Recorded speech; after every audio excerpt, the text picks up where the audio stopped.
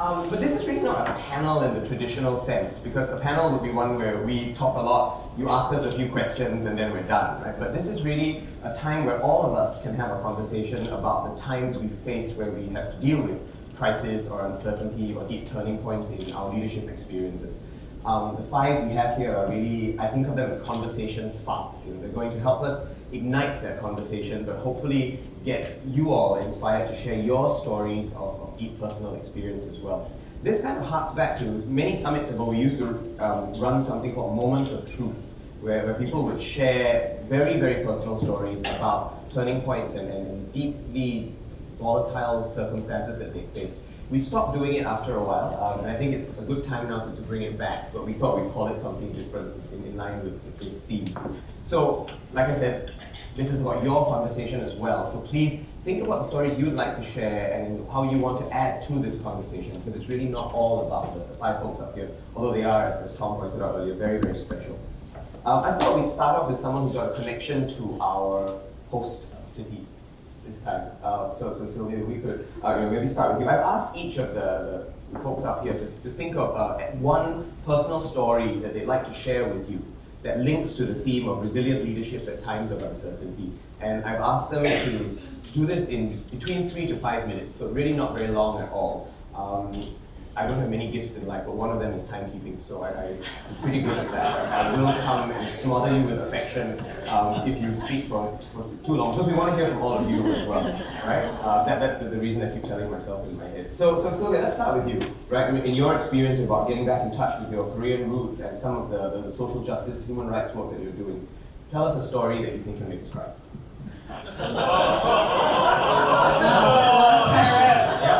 We start with high-level challenges. Also, Aaron didn't tell me that I was going first. Earlier, I walked in and he said, I haven't decided. I really hadn't, because I hadn't heard from the rest yet. You are resilient at a time of great uncertainty, so I feel it's And they promised me that this would be very informal, but somehow the whole setup of this room feels very formal. Let's make it as informal as well, we're gonna break it down and just get real. So for those of you I have not yet met, I think I've met all of my wonderful classmates and some alumni. I'm the loud Canadian, so I was born and raised in Toronto, Canada. My parents immigrated to Canada in the mid-70s, so they were kind of one of the first waves of immigrants in Toronto. I remember growing up, there were not very many Koreans at all. I remember going to kindergarten and someone said, like, what the heck is Korea? There's no such thing as Korea. And so the next day I came with a map to show her where Korea was. But it's okay, she taught me Jamaican patois. I taught her what a hanbok looked like. I used to wear it at Halloween.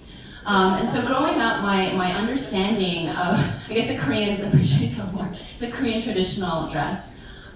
Growing up, I think as a Korean Canadian, I definitely did not really understand, I think, the depth of history and just obviously the depth of the culture. For me, being Korean meant what kind of store do you have? Because a lot of Korean immigrants own stores. So my parents had a 24-hour convenience store and then a video store, which really sucks because you have to be open every holiday. So it was all about what kind of store do you have. A lot of Korean business owners owned stores, dry cleaners. So I kind of knew my Korean friends through which intersection their store was at. And then also what church they went to, because Korean immigrants, everyone went to church. It was like a social center more than a religious institution. So that was my understanding, obviously very limited. I was very assimilated, I speak French. Growing up, I was the only Korean, I think all the way till high school. I was always the only Korean, so like I said, did not have a very strong connection. I'm like nervous about the timekeeping. Okay, I'm gonna fast forward. Got it. And so, despite my lack of connection, I was very involved with human rights work. And so actually the first cause, or kind of the leading human rights crisis in Canada, is the rights of Indigenous peoples or First Nations. So they're actually living in kind of third world conditions, even though Canada generally is a very prosperous country. So I was very involved with Aboriginal rights issues, and my main area was in youth leadership development. And what we used to do, because I'm not sure if anyone is familiar, but Aboriginal peoples in Canada, they kind of suffered through a cultural genocide. So back then, Christian missionaries went into the reserves, basically kidnapped the children, cut off their hair, gave them kind of anglicized names, and they weren't allowed to speak their language. And so a lot of them obviously lost complete touch with their culture and their language. And so our conferences and our programs are really about what we call cultural identity empowerment. So kind of reconnecting with your roots, being proud of who you are, despite what you may have been told for generations. So I had been leading these kinds of conferences where we would bring in these speakers and try to inspire these youth to be proud of who they were as Aboriginal people. And then one of the conferences, the keynote speaker turned to me just in a casual, informal way, and I think he was kind of curious, and he was very happy, I think, that I was an ally to the cause. But he looked at me and he's like, Sylvia, that you're not Aboriginal, right? And I was like, I know, of course I am, but I just felt very passionate about the cause. And I think he had known that I had this kind of disconnect with my own ethnic background. And so that was a real challenge to me. And, I'm a big believer, walk the walk, don't just talk the talk. So that, I remember that very week, I think, I bought a ticket to Korea. And so, like I said, I kind of grew up very Canadian. I had backpacked throughout Europe, spoke French, but I'd never been to Korea. So I went to Korea when I was 24, so quite late actually. My parents just had never had time, I think, to sit me down and talk to me about history. I kind of vaguely knew about the Korean War, vaguely knew that there had been a lot of suffering, but all I witnessed was kind of more of the immigrant suffering that I saw in Canada. When I went to Korea, I spoke to various family members, I went to all the museums, I reconnected with childhood friends of my parents and family, and I discovered that actually both of my parents' families were originally from North Korea, and this was actually quite devastating news to me to not even understand that. And then I found out actually tons of immigrants, a lot of their families are actually originally from the north, because throughout the Korean War there was a huge push south. And so many of people that are my parents' age were actually born in Busan, which is the southern point of Korea, because of the going back and forth of the war. And so people from my parents' generation were actually really born right during the war. And I'll never forget the years of the war, because my dad is born in 1950, and my mom is born in 1953. So they really are babies of the war, didn't quite experience it, but suffered a lot, I think, with the byproduct of everything that happened. So I became very reconnected, and by then I was already in law school, and I felt very convicted that I had to do something, especially because I felt like I was a pretty educated, well-read person, and had never heard of some of the human rights crises that were happening in the country. And there was one documentary in particular that I saw where there was a little boy picking a kernel of food off the floor. It's called SEOUL Train, if you ever have a chance to watch it. And it just came crashing down to me, I think, that really could have been me. Both of my parents are from the north. It is just by a simple twist of fate or coincidence, perhaps, that I was so lucky to have been born and raised in Toronto. But I really felt that connection that, these are essentially my people and that they need a voice. And so I would say that, kind of going back also to the theme, and there's a long story that comes afterwards. So after I kind of reconnected with my roots, I started a human rights organization in Canada called Voice with fellow Korean Canadian lawyers, and I've now been kind of doing this advocacy work for over 10 years. But it has been a very tough journey at times. So I feel like I've done grassroots activism. I've tried to do kind of more policy work, research work, organizing. So I kind of feel like I've tackled it at different points. But to kind of bring it all back to the theme and resilience, I think that through this whole kind of reconnection to my cultural heritage, there are two things that I think have kept me going. So one thing is knowing where you're coming from, and I think of my dear friend Kasim, who runs the History Project. I really feel that leadership really comes from within, and I think comes from an understanding of where you've come from. And the future is always unclear. You never know what's going to happen right now and going forward, but you know where you've come from. That doesn't change, and I think that all of us, no matter what our cultural backgrounds are, I think that there is real empowerment in kind of understanding the histories of where we come from. And for me, I think of, my parents, my grandparents, my great-grandparents, and, there's strength in that to say that, I'm not just some girl from Toronto, but I'm, third generation Korean who has I come from a lineage of people who have suffered so much, but have, been resilient throughout all of the suffering. So I think that knowing where we come from is a big source of strength, of unchanging strength, and that kind of also ties what I was unknowingly kind of already doing with the Aboriginal youth as well. And I think that it's always tied to our histories and our culture. The second thing was that when I first started Kind Voice, we had grand plans because we were lawyers. We thought we could really change the world.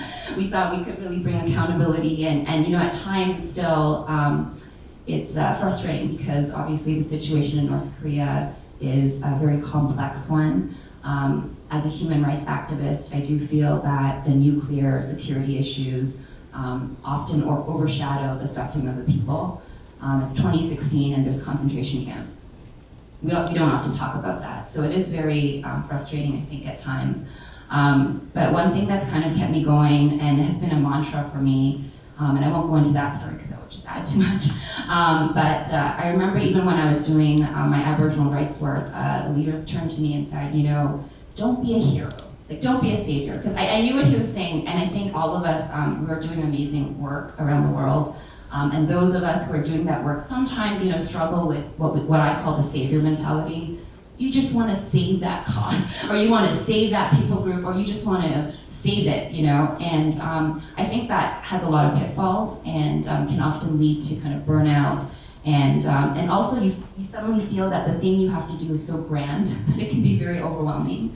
What he said to me back then was, don't be a hero, but choose to do a small heroic thing every day. And so I kind of feel like that's something that I've lived by. Sometimes that small heroic thing may be, taking care of my kids. I'm a mom, that's part of my duties. I can't save the North Korean people every day. It's about doing that small heroic thing every day. And I think that all of us have multifaceted identities, responsibilities, and roles. At the same time, we're also involved in causes and issues that are really positively impacting the Asia-Pacific region. And so I guess I'll just leave it with that. All right. Yeah. Thank you, Sylvia. Thanks for starting us off. These are amazingly difficult stories to tell sometimes, and I also think it's important that we get some of them out at the start of the summit because it does shape the way the conversations flow in all the rest of the sessions.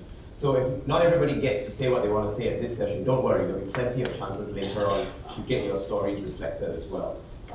Sylvia, I'm struck by something you said actually about not being a hero. One of my own career mentors always said to us, don't try to do individual things, but try and build a system or build a world, instead of being a hero or a savior. And I think a lot of us are involved in that kind of system building sort of work.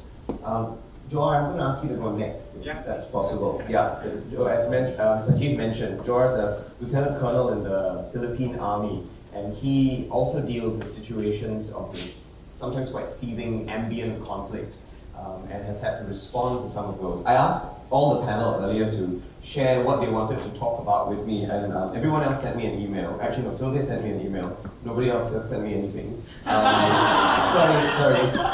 But they said to me at breakfast what they wanted to do. And then Jor sent me a book. So he made up for, on average, right, the entire panel did give me everything that I needed. So he's not going to tell us all about the whole book, but he's going to highlight a particular story in it, which I think is fantastic. But I won't spoil the surprise and let Jor tell you about that. Thank you, Aaron. Good morning to everyone. Good morning. By the way, I'd like to thank Sajid and Tom for having me here. And it's been a grateful day for meeting you again, especially the members of the Asia 21. I'm Jor Herrera. I'm currently working with the Philippine Army. I'm a batch 2007. And I believe that the moment of truth was a revival. And I think this was already presented in 2007, 2008. And this is an opportunity to share our leadership moments, especially during a volatile, uncertain, complex, and ambiguous environment, whether in the military, corporate, non-government organizations. And with that, I'd like to share this story, a very personal story of mine. And this was happened 15 years ago. Okay. There was a political crisis in southern Philippines, somewhere in Mindanao. And I was a young officer then, who was given a very dangerous job. And as a young officer, I am an infantryman. I'm trained to conduct special operations, trained with special forces, do some of the most dangerous jobs. And with that situation, I was given a very dangerous job wherein there is an ongoing political crisis. And I was given a portion, a community that need to handle. So I was leading around 50 brave men going to a certain situation where 8,000 of rebels gathered together and occupy a community somewhere in Cabatangan, Zamboanga City. That's southern Philippines. And with that kind of situation, I was able to collaborate with the local government units, the local leaders, how to protect these thousands of families who were surrounded by these rebels. And with that stake of, a leadership style. So what transpired was I was able to influence these people to go in a certain place, since I believe that if this crisis will turn into chaos, so there will be thousands of lives or thousands of children, families to be slaughtered. So with that, I was able to gather around 350 families to be given a secure place. It is a school facility wherein we provided them security to stabilize the situation. So in 27 November, that's 15 years ago, after the 9/11, there was an extreme rise of extremism in the southern Philippines. And with that job, on the 27th, we're actually, my team, my company, is actually having a Christmas party already. Because we believe that the political situation will normalize. But of course, you don't know what's the thinking of the rebels or the extremists. So with that kind of situation, we opted to have a Christmas party with my troops and with the children and the families that we are protecting that night. But suddenly, during the early morning, these thousands of rebels attacked again the community. So with that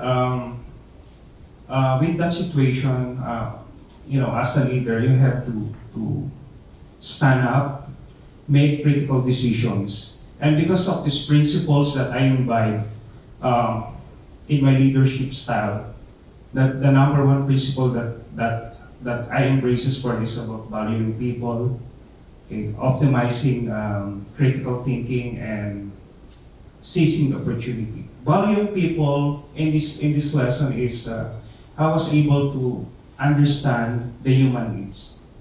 Second is you need to collaborate people on the ground, listen to them, understand their situation, and make a collaborative decision.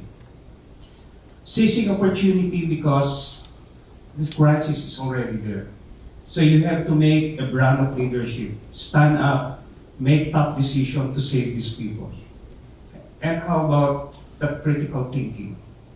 When you are in a situation where there is uncertainty, complex and ambiguous environment, you have to understand, you have to forecast, anticipate what will happen. So at that day, with those philosophy that I imbibe, it came not very easy, because I thought that day I was able to protect already the 350 families, but there were two families that were left behind and the situation in that community. So after the attack of these rebels, I was informed that there were 2 families who were trapped in that community. So I decided to make a rescue mission with my men. Okay. At the top of the fight, we were able to rescue around 2 families, mostly children. Okay. One mother who had, I think, 9 children, a grandfather and grandmother.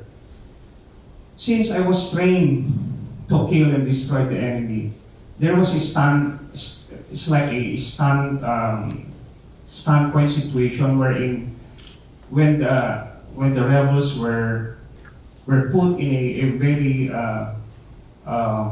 uncertain situation, they felt to negotiate with my team.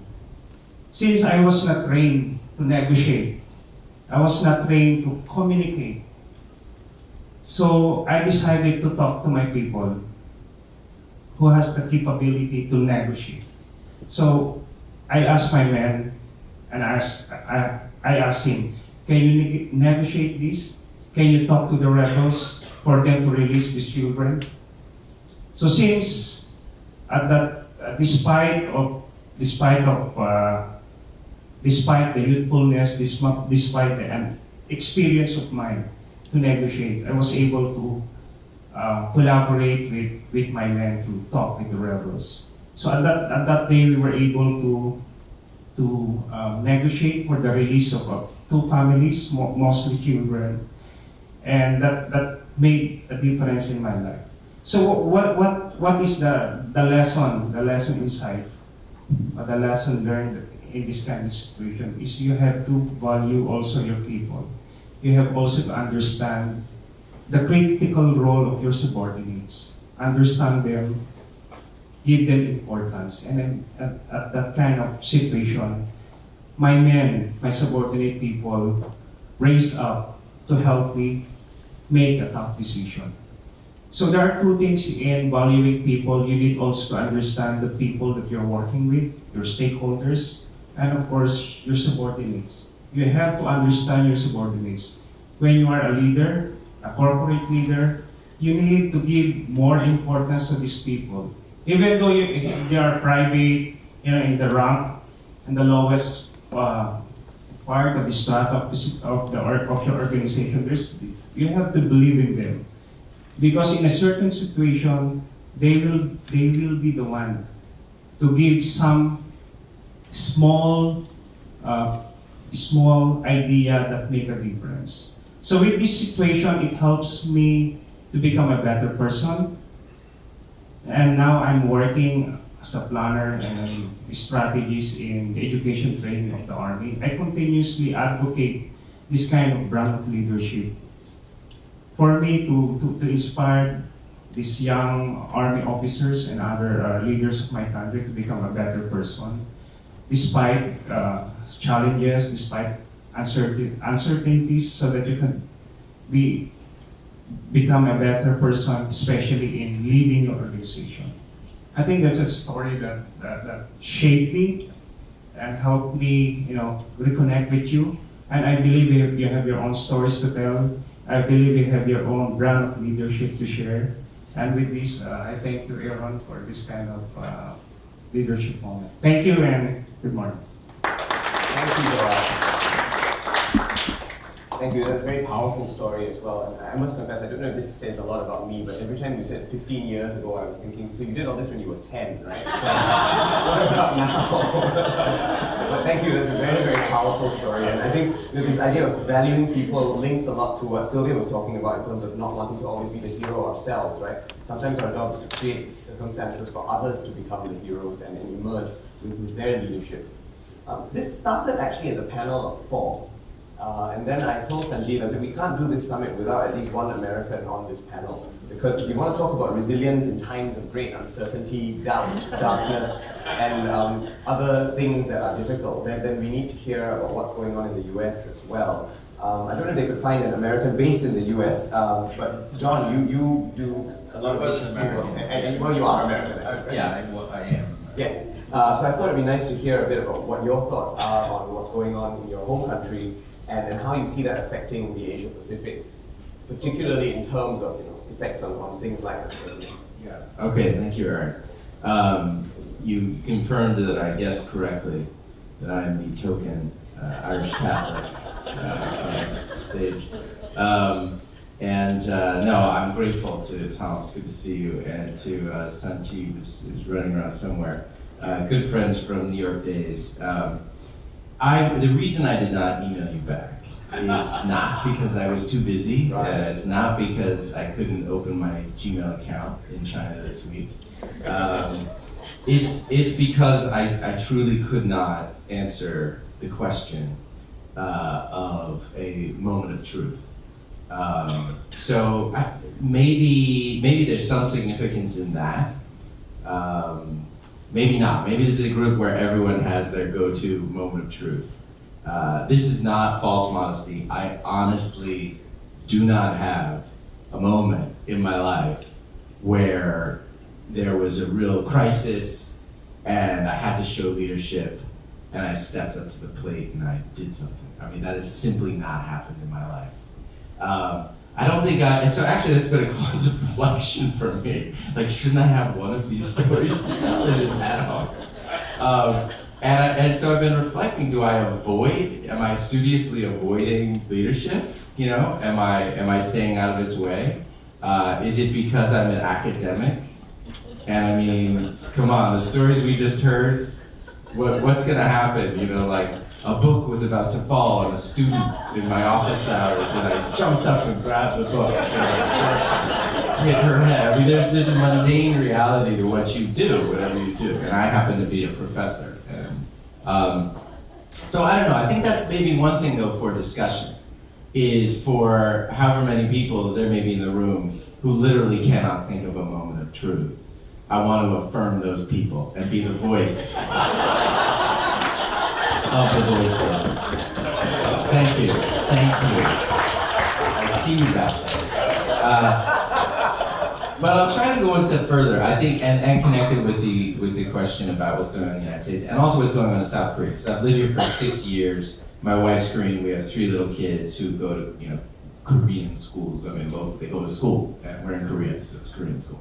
So I'm very embedded here, I guess you could say, and I'm living my life here. And I think what's going on outside of this hotel is pretty extraordinary. And also to simultaneously be an American, watching what's happening with a level of divisiveness that is shocking, even to Americans, where we're used to a lot of red state, blue state. But then to be living my daily life here as a semi-Korean with a level of solidarity that is unbelievable. That's what's interesting out there, is the kind of solidarity. Now, okay, fine, the solidarity is it's all based on we really want this president to leave. But on that basis, you have a people so united in a kind of civic sense, and then expressing that solidarity in the streets, in this magical, creative, musical, peaceful way. And actually, so what I'm sort of the two halves of me are really pained by what's happening in my native country, and thinking and talking with all my friends, how does our role need to change in the next 4 years? I mean, I think actually I would seek out, and maybe even am seeking out, a moment of truth now, because I'm so concerned about the leadership in the United States, and thinking, what's my role as a citizen under that kind of leadership, with the sort of values and the kinds of things it's doing to our society. So that's one side of it, is I'm kind of thinking I need to step up my game here. But another part of me is thinking not so much about leadership, but something Sylvia was getting at, I think, which is like followership, which I suppose is not a word. So the one moment I could think of, and I'm going to try to stick to my time, the one moment I could think of with Aaron's email was just a couple weeks ago when we were home at night, and we heard this like weird sound coming out of the window. And so, what do you do with a bunch of kids? You all run to the window and figure out what sound that was. And we kind of figured out it was some sort of march, one of these marches with Korean drumming. And so, it was a cold night, it was a lot colder a couple weeks ago, and my wife stayed home with our littlest, and I just grabbed the other two, we threw on hats and coats, and we literally just started running down the streets of our neighborhood, trying to find this sound. And they were gone, we couldn't find them for a while, we just kept wandering, and after about 10 minutes, we heard it again. And so we literally running down the street, and then we found about, 40 college students who had these awesome, drumming, they had a little drum band. And they were marching from our neighborhood over to Hongdae, which has a big university.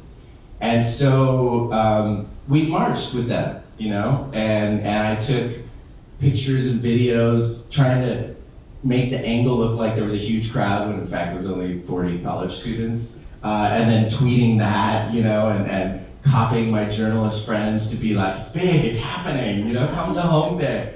And it was a great moment, I think, for me of being a good follower, and trying to amplify what they're doing. And then, sure enough, when we got to Hongdae, it was not just 40 kids, it was a pretty huge group because there were much larger student groups from 7 different universities. And all of this was just a little sideshow to the 2 million people who have been coming out in Seoul and around the country. So, I suppose, I don't know, maybe some of you can draw out, and Aaron can draw out a broader significance, but to me, what is needed, say, in the United States is a new kind of citizen and citizenship and a level of engagement. And actually that has as much to do with how you follow or don't follow when we get into Gandhi and King, which is about not following.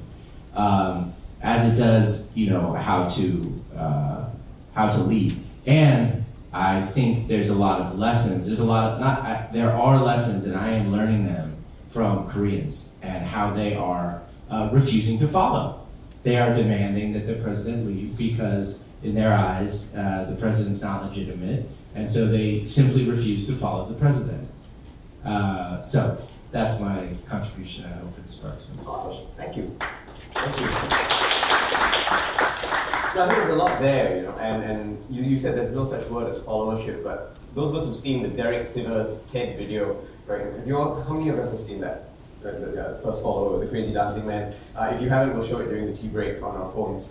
But it's worth watching because the first follower is as important as the leader in a lot of instances. And I think you're right that there's so much disillusionment with institutional leadership at the moment that we need to find other forms of grassroots citizen leadership that many of us are trying to lead in the work that we do, that I think is actually quite a powerful model for us to aspire to. We're going to move to the last 2 folks who are up here on stage. And we've talked a lot about moments of truth, but it's also possible to live in situations where every day is one of those moments, right? Where you live behind so much environmental uncertainty or conflict even, that one has to learn to navigate perpetual risk and volatility. And both Yusra and Lutfullah, I think, come from environments that are like that. I'm going to ask Yusra to go first, mainly because she has the mic in hand. And as the correspondent from Pakistan in New Delhi, I think she already deals with a huge amount of polarity and paradox in the work that she does. And I'm going to ask her to share some stories of the work that she's been doing in terms of trying to bridge that regional divide. Thanks, Aaron. I'm a journalist based in Pakistan, and I work for an Indian network called NDTV, and I think uncertainty is my middle name, because as a Pakistani, working for any Indian organization, establishment, or vice versa, is looked upon with a fair degree of suspicion. You automatically become, a patriot. You automatically become a citizen of the enemy country, and you automatically become someone who is often viewed with a great degree of suspicion, contradiction, and a number of other issues that come with it. But the funniest thing that happened owing to this circumstance was after going back from the Asia 21 conference in New Delhi in 2014, we were a bunch of India-Pakistan fellows, and we met in New Delhi. We had an intensive 2-day session. And I go back to Pakistan and I receive a phone call from an unidentified caller. The journalist in me says, oh, let's answer this phone call. So it says, I am XYZ and I'm calling from XYZ Intel Agency. So I said, oh, yes, and how can I help you? So he says, oh, you went to an Asia 21 meet in Delhi and we would like to know what your agenda is and why were you chosen to be part of that meet. And I thought it strange because here I had been working for an Indian network for many weeks and I had been reporting on good, happy things, people-to-people contact. But the minute you bring in the take on how you can improve that situation or how you can impact a better tie between the two countries, you automatically become someone they want to know more about. But I think Lutfullah would agree that living in a country like Pakistan or Afghanistan, you meet conflict and uncertainty every day. It's not only in the realm of our jobs or in our professional circumstance. We live in countries that are uncertain at the very best of times. And I think as conscious citizens, you automatically feel the need to step up where the state and government fail. And I think it is outside my professional realm, in my own personal sphere, where in circumstances where adverse situations in Pakistan have been met, that one chooses to step up and fill in the gap that the government or where the state fails you. And I think, like Sylvia said, you don't need to be a hero, or like you said, we need to be good followers. I don't think you need to be a good leader or a follower. You just need to be good, conscious citizens and be the change you wish to see. Because if you can't bring about that change, at least endeavor to bring about that change. And I think it is important for each of us to find it in us to try and do that. And as Aaron said, it's not about systems, or it is about systems in developing systems. I think Pakistan and Afghanistan are not even in that stage where you can develop systems. You need to be a firefighter, you need to be there and say, I need to sort this out at the best of my capability. But what is very, very important, and I would like to reiterate, is that you should never, never, never let your resilience become indifference. There's a very, very fine line. And I think the minute you let it become indifference, you will become a desensitized person. And I think living in countries like India, in Pakistan and in Afghanistan, when you see uncertainty, trauma and distress in your face every day, you sometimes say, how can I make this better? But even a little bit, even that 1 inch can give somebody a new lease of life. And I think that's what is important to remember in all of this. Thank you.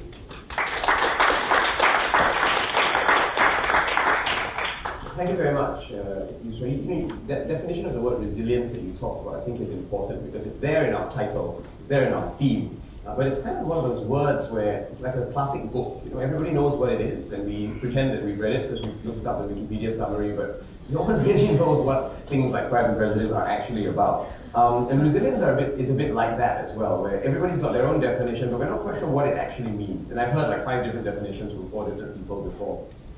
And I often thought that the best one I've heard is not just about absorbing shock and dealing with uncertainty, but the truly resilient organizations or people are the ones who come out of that process transformed somehow. Right? They move onto a different plane of operating and are able somehow to be so different from what they were that they kind of redefine the paradigms that they're in. So I'm thinking that that's actually a very useful definition for us to adopt as a community and as a network, because in the leadership that we're trying to do, often it's that sort of transformation that we try and engender. So Lutfullah, let's hear from you now about what's been going on in your work as a journalist in Afghanistan, but also getting some very important messages for your country out to the rest of the world. Thank you, Aaron. I have to congratulate all of you, especially the class of 2016. I have to tell you that if you attend one of these sessions 20 years from now, you would be still considered as a young leader. So that's the good thing about it. Especially if you're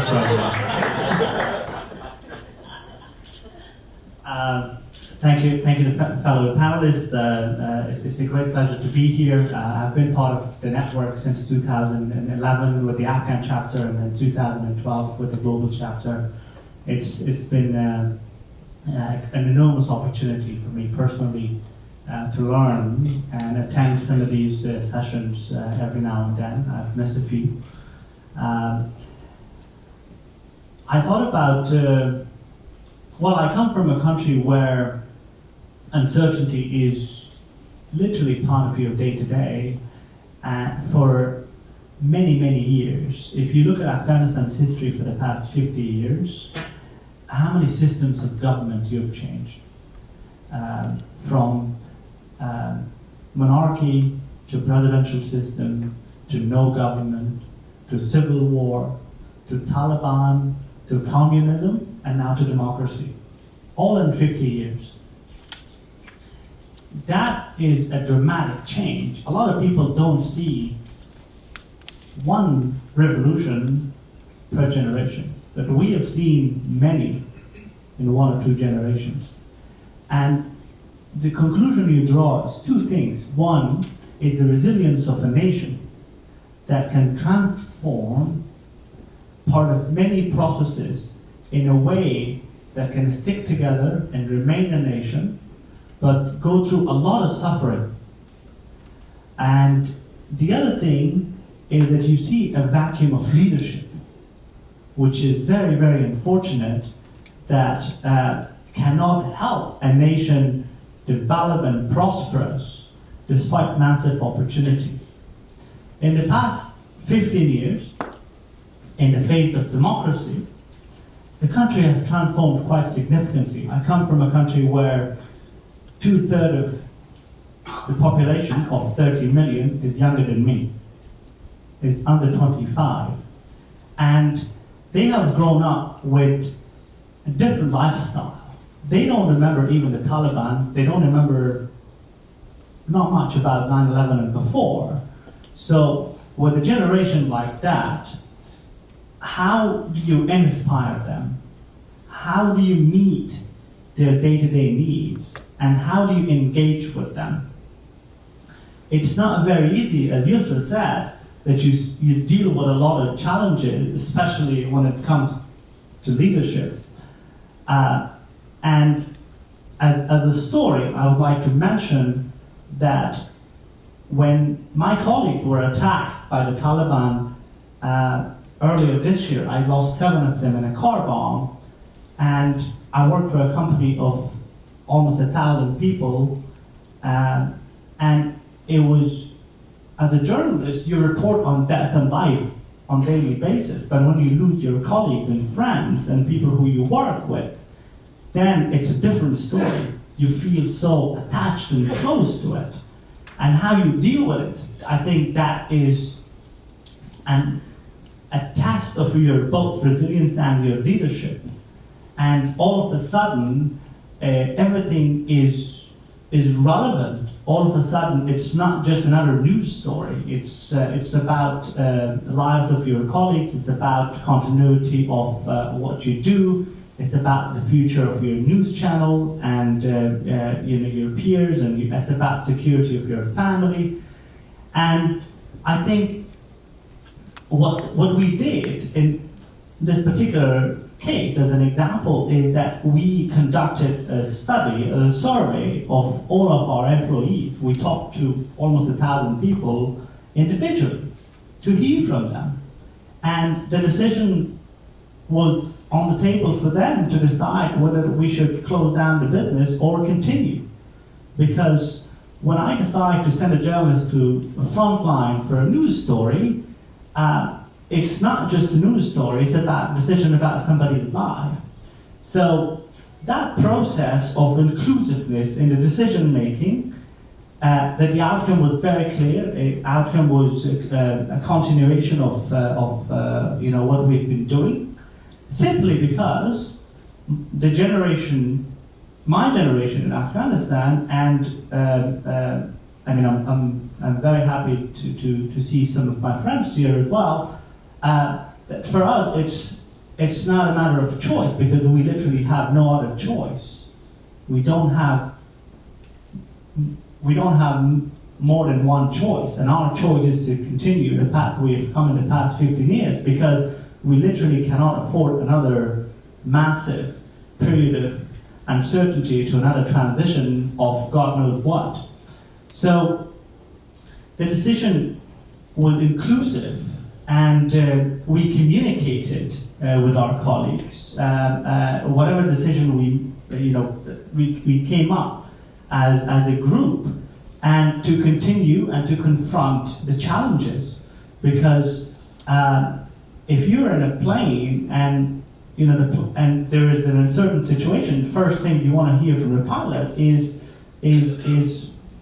to hear what's going on, and engagement is critical. And I think in a situation where you face great uncertainty at a corporate level, at a national level, at a government level, or even at a family level, it's important that you, as my colleague said, you engage and you interact. And as inclusive the decision is, I think that's easier to implement that decision. Otherwise, all of a sudden, in the plane example, for instance, all of a sudden everyone becomes an aviation expert, and they gossip about that particular challenge. So the role of subordinates, as Colonel said, I think is critical, and it has to be an inclusive process. And as a result of that exercise, which is a pretty dangerous exercise as well, I think our takeaway was that we still live in a great uncertainty. We're still under Taliban threat. It's still very hard for my colleagues to travel around the country. Afghanistan is a place where 20,000 members of our security forces just died and wounded last year. Over 11,000 civilians have been killed in the past year. And but there is still that generation who is determined to make a change. That generation who is determined and committed for a prosperous and better future. And I think that resilience is there among the followers, which is as important as at the leadership level. But given the fact that we've come a long way, and you've seen different setups over many decades, that leadership vacuum, I think, is felt greatly in places like Afghanistan, which one of the reasons that a lot of Afghans are interested in forums like this is to learn from all of you that how we can adopt leadership skills and to implement in our country. So with that, I'm looking forward to hearing your stories, and thank you so much for having us again.